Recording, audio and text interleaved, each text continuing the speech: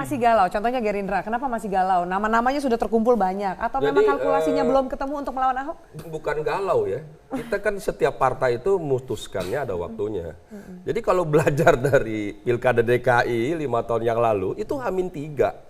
Baru kita putuskan Jokowi Ahok. Dan untuk diketahui dan semua saya kira masyarakat sudah tahu bahwa itu kami itu dulu hampir setiap minggu bicara di internal. Tapi kan tidak di media. Bagaimana kalau Ahok, bagaimana kalau Jokowi. Bahkan waktu saya ingat rapat, jadi kita dukung Jokowi. Ternyata kita baru tahu, oh ternyata itu kader PDIP umpamanya. Sehingga kita kan harus sowan umpamanya. Mas, ini saya melihatnya ada kerumitan. Kalau buat Gerindra ya, saya melihatnya ada sedikit kesulitan karena mereka tidak punya cukup figur, stok figur untuk bisa muncul di Jakarta ini kurang. Kemarin tuh ada Sanusi, ternyata kan sudah jadi pesakitan. Dan saya kira hari ini bukan tidak mungkin Pak Prabowo sebagai ketua umum tentu memikirkan Ahok ini kayaknya perlu kembali di madu. Jadi, jadi gini ya. Perlu di madu. Oke, ditahan dulu Bang, saya mau dengar. Silakan. Jadi yang pertama, partai itu di ujung, Mbak Afi. Dulu siapa yang memperhitungkan Pak Jokowi sama Ahok? Nggak ada, Mas Boni. Contoh, mohon maaf, dulu PDIP nggak masuk nominasi. Pak Jokowi bolak-balik ke Jakarta, PDIP nggak ngerti-ngerti. Nah akhirnya kami yang minta, ya kan, sampai Ibu Mega, wah nggak mungkin ini terakhir, apa mungkin biayanya disebarkan begitu.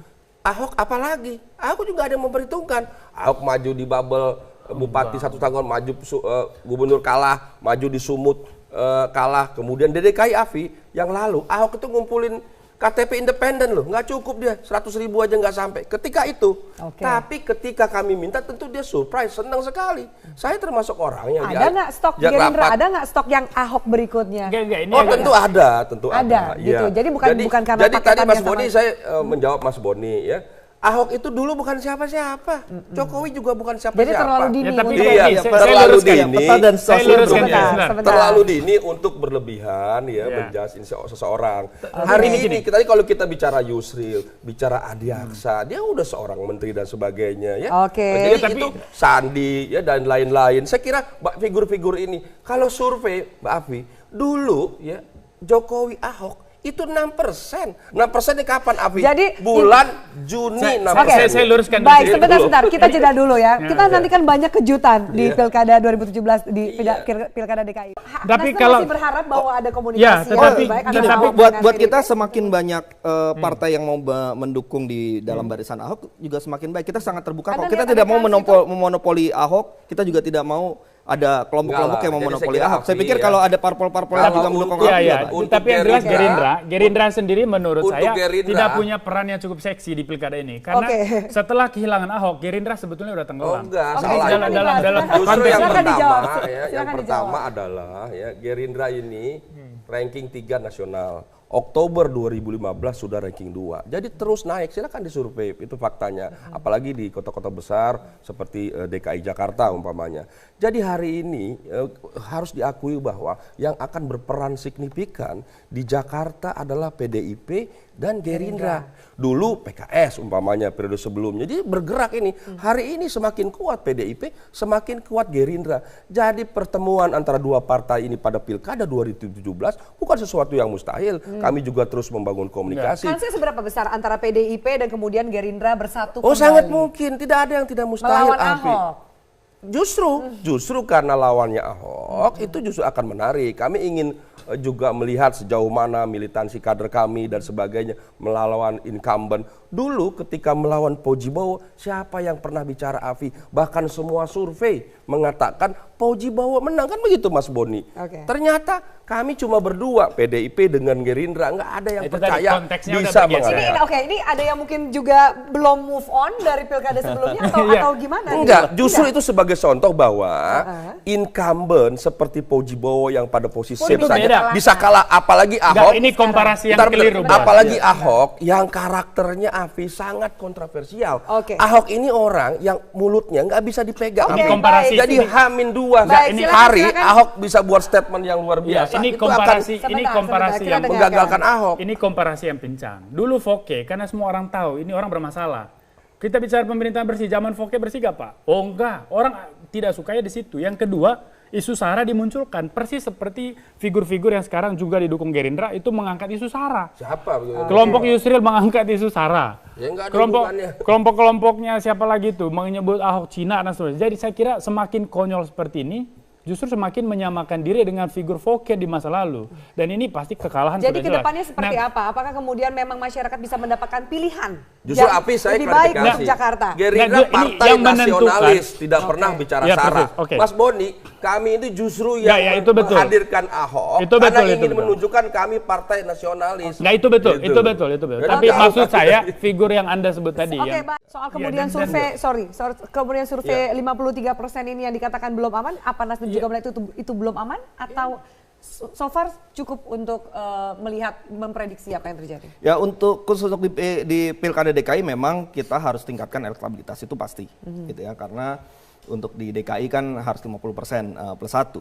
Oleh karena itu maka Nasdem maupun relawan dari teman Ahok dan sebagainya, saya pikir juga tetap harus bergerak dan bekerja untuk dan untuk meningkatkan elektabilitas itu. Kalau Oke. misalnya pembicaraan kita ini pembicaraan ibu-ibu arisan ya, saya kira semua akan terbuka dan jujur bahwa sebetulnya kekuatan terbesar dalam proses pilkada kali ini di Jakarta adalah partai pemenang pilkada pemilu yaitu PD Perjuangan dan juga figur yang terkuat yaitu Ahok. Nah, saya mengandaikan kalau saja misalnya PDIP mendukung Ahok, ini diskusi nggak perlu lagi karena pemenangnya pasti Ahok. Nah, tapi kalau misalnya tidak, maka ini kita akan lihat seperti apa PD Perjuangan melakukan manuver. Apakah memunculkan orang yang bisa menandingi Ahok? Seperti Risma. Atau makanya. nanti kemudian abstain jangan-jangan. PDIP ini 28 kursi loh, butuh cuma 22 kursi, nah jadi ini- bisa makanya saya mengusung bilang, sendiri. ini tergantung sikap. Kalau PDIP memunculkan figur, ini cukup mengganggu keamanan Ahok. Ya, pasti. Tapi kalau misalnya PDI Perjuangan kemudian abstain, saya kira ini akan memuluskan jalan Ahok. Kalau abstain ini justru menurut saya lebih bijaksana ya, kalau kita melihat dari dimensi peradaban demokrasinya. Nah, tapi kalau misalnya nanti... Tapi mana kalau- mungkin ada parpol Ya, yang mungkin kemudian dong. punya Bagaimana kalau Ya, PDI tapi- Perjuangan bersama Ahok? Nah, itu juga jadi menarik. Kalau PDI Perjuangan Nah, bersama itu juga Ahok kita kan terbuka pertandingan kalau ini gitu. udah selesai. Nah, itu juga kita harapkan. Karena pemenangnya pasti Ahok. Baik, Mbak Moni saya ke Anda. Kalau kita lihat ini kan partai juga masih saling sowan, kemudian calon-calon kandidat nama-namanya sudah tersebar di media tapi juga masih belum diketuk palu siapa yang akan mengusung siapa. Tapi ini saya kutip Ahok. Ahok ini sempat menyebut pesaingnya ini tidak terdengar memiliki program. Kesannya ingin pokoknya menjatuhkan Ahok atau mengganjal Ahok aja. Programnya untuk membangun Jakarta belum terdengar signifikan ke masyarakat. Ya, Bagaimana Anda? saya kira bicara Pilkada Jakarta ini sebetulnya kita bicara tiga pihak ya.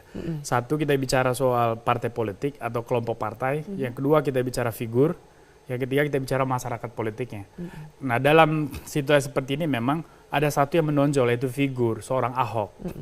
Banyak figur dari dimensi figur saya lihat tetapi belum ada yang bisa menyaingi Ahok. Kenapa? Karena memang kalau kita lihat dari sejarah, Ahok ini memang kan lahir sebagai produk dari reformasi.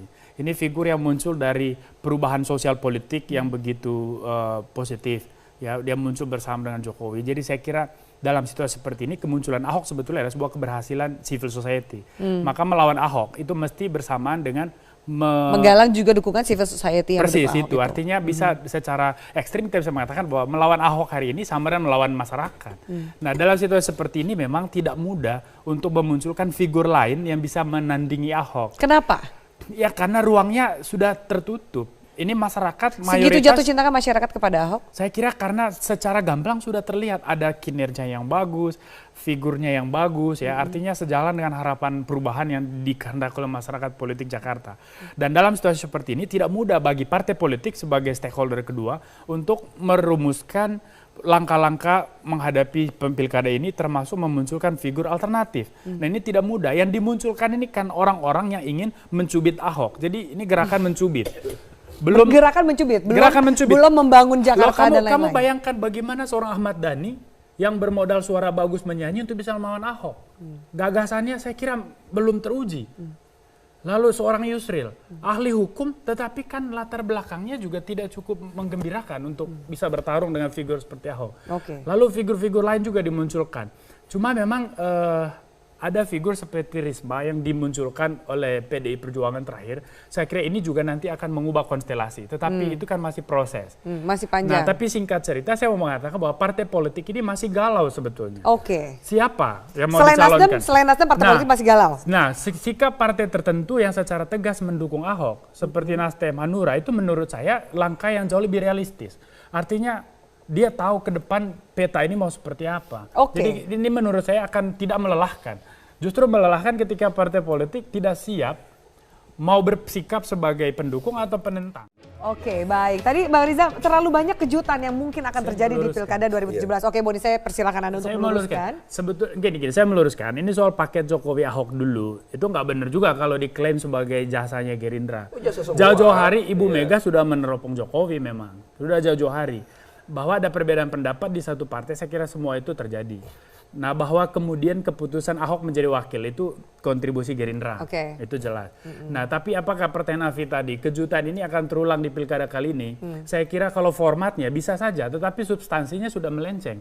Karena yang satu sudah figur yang diakui oleh publik, sudah ada track record-nya, dukungan publik terukur dari KTP dan sebagainya dan survei. Yang figur lain yang akan dimunculkan ini belum terukur. Nah, artinya dalam situasi yang terbatas ini, saya kira butuh keajaiban besar untuk bisa memunculkan orang yang bisa melawan Ahok. Nah, ini yang dan sejauh ini saya kira PDI Perjuangan juga belum punya satu sikap yang jelas apakah menolak atau mendukung Ahok. Butuh berapa lama sih? Ini masih diskursus yang berlangsung. Pengejaran kedua pelaku pembunuhan YY yang dilakukan oleh pihak kepolisian di daerah Rejang Lembong, Bengkulu tidak hanya di daerah tersangka, namun hingga perbatasan Sumatera Selatan, Bengkulu. Informasi selengkapnya akan disampaikan oleh Yarnes Foni. Yarnes, apakah ada titik terang penangkapan dua pelaku tindak pidana pembunuhan dan pemerkosaan YY? Hingga saat ini Rika masih belum ada titik terang dari pihak kepolisian, masih terus melakukan pengejaran. Sebenarnya dua pelaku dari 14 pelaku ini telah diketahui identitasnya dan juga telah diketahui tempat rumahnya. Pencarian dua pelaku pembunuhan dan pemerkosaan YY, anak siswi SMP yang berumur 14 tahun di Rejang Lembong masih terus berlanjut walaupun identitasnya telah ditemukan. Diketahui pasca jenazah YY ditemukan pada 4 April lalu, 8 April 3 pelaku diamankan dan juga 9 April sisanya 9 pelaku diamankan. Total sudah 1 bulan lebih dua pelaku pembunuhan belum ditemukan oleh anggota Polres Rejang Lembong atau anggota Polsek Padang Ulak Tanding. Dari 12 pelaku pembunuhan YY, 7 diantaranya anak di bawah umur dan telah masuk sidang karena peraturan 15 hari kerja setelah penyidikan harus dilimpahkan ke pengadilan. Sedangkan 5 tersangka lainnya yakni tersangka dewasa saat ini juga masih dilengkapi berkas-berkasnya. Dan 2 pelaku yang saat ini masih dikejar, salah satunya memang masih juga anak di bawah umur. Yarnes, apakah benar pasca tertangkapnya para pelaku, sejumlah guru di sekolah YY mendapatkan ancaman? Ya benar Rika, bahwa kami juga sempat datang langsung ke salah satu sekolah, yakni sekolah SMP YY di daerah Rejang Lembong ini. Kami pantau ada juga beberapa guru yang menceritakan kisah mereka yang sempat mendapatkan interogasi dan juga intimidasi dari pihak keluarga. Diketahui bahwa rumah para pelaku dan juga rumah YY ini selalu sangat berdekatan dengan sekolah.